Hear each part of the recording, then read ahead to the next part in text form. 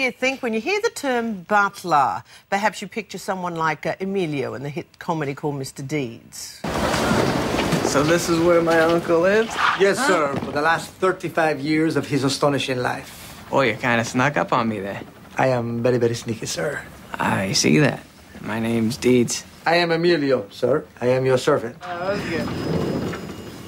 Jeez, Crow, how'd you get down here so fast? Sneaky, sneaky, sir.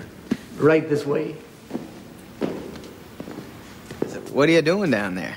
I am assisting you with your sock change.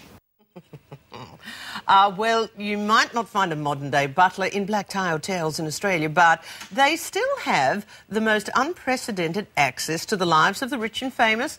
Morgan Ingmeyer has been a butler for 11 years. He joins me. Good morning, Morgan. Morning, Kerri. A butler for 11 years. Now, in Australian terms, what does a butler do? Well, change socks? Change socks. Not quite in today's world, Kerri-Anne. Generally, butlers in today's society, we're seeing more like residential managers. We have to be across a far greater diverse range of skills to be able to help people in their everyday lives. OK, if you're in a household, an example of what you do. You don't clean?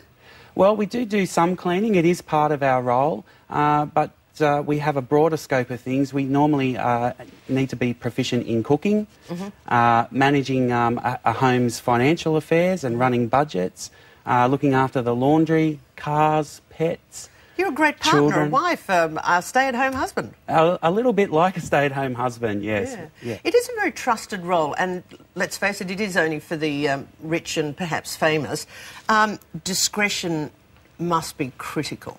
Discretion is very, very crucial, Kerri-Anne. In today's world, what we're doing through the Secret Servant, which is our Australian-based business here out of Sydney, is that we're taking the service of a butler out into mainstream everyday lives for people who are very busy, very hard-working, and just need a little bit of extra help at home, not necessarily on a full-time basis, like in some of the larger, say, Eastern Sydney So if they need homes. the washing machine fixed, yeah, you get to stay at home between 10 and 4. We might be there if we feel like Absolutely, Kerri-Anne, yes. And, you know, if the phone needs fixing or security arrangements. So any other very personal things? I guess they have parties and you're in charge of guest lists? Well, we are, naturally. Security is a very big thing for families. Normally we're being left with their most important assets, including their pets and their children at times. So we need to make sure that everything is being run meticulously. Now, I know you are discreet, but what are some of the weirdest, strangest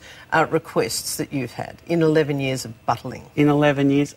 One of the funny ones, Kerri-Anne, that I always sort of tell people was once upon a time we were remote working for a family, and the lady of the house requested that she would like to serve lobster for the guests who were coming.